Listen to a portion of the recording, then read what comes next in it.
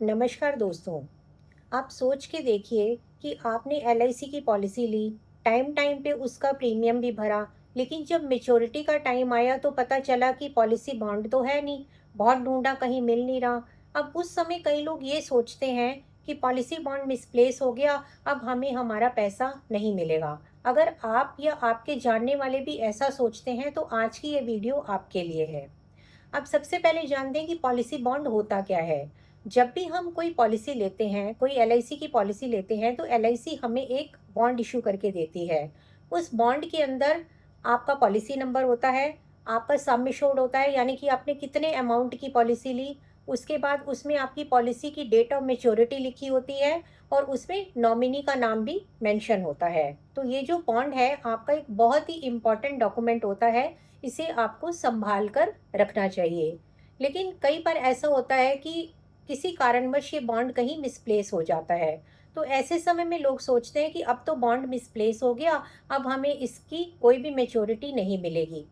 तो इसकी maturity bond misplace होने के बाद भी आपको मिलेगी, क्योंकि आपका रिकॉर्ड एलआईसी के पास है। अब इसके लिए आपको करना क्या पड़ेगा? अगर आपका पॉलिसी बॉन्ड कहीं मिसप्लेस हो गया है या कहीं खो गया है, तो सबसे पहले आप इसे घर में अच्छी तरह से ढूंढिए, सभी पेपर्स में ढूंढिए। अगर फिर भी आपको बॉन्ड नहीं मिलता, तो आप अपनी एलआईसी की होम ब्रांच में जाकर एक लेटर लिखिए कि मेरा जो पॉलिसी बॉन्ड है वो मिसप्लेस हो गया है। उसके बाद आपका कोर्ट से एक इंडेमनिटी बॉन्ड बनेगा।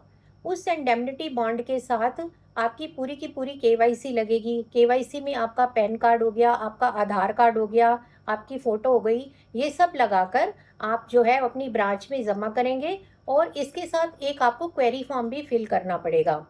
तो वो क्वेरी फॉर्म फिल करने के बाद आप ये सारे के सारे पेपर अपनी होम ब्रांच में जमा करेंगे और इसमें जो एलआईसी है आपको डुप्लीकेट बॉन्ड इशू कर देगी।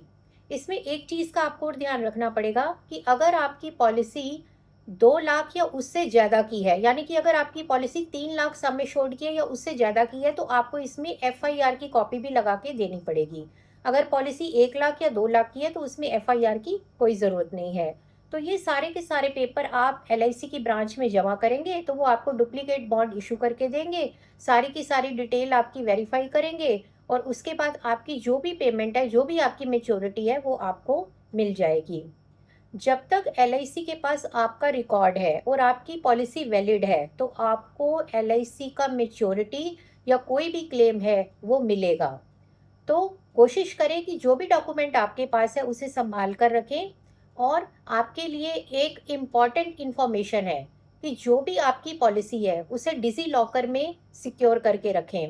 दूसरा, अपनी पॉलिसी को मेल में रखें। अभी करंटली तो जितनी भी पॉलिसीज़ हमारी अभी जा रही हैं, उसमें ई बॉन्ड भी जा रहा है और फिजिकल बॉन्ड भी जा रहा है। तो एलआईसी अब तो मेल पे ही आपको पॉलिसी भेज रही है। तो जिनके पास पुरानी भी पॉलिसी पड़ी है, वो भी अपनी पॉलिसी को डिजिटल फॉर्म में सिक्योर करके रखें।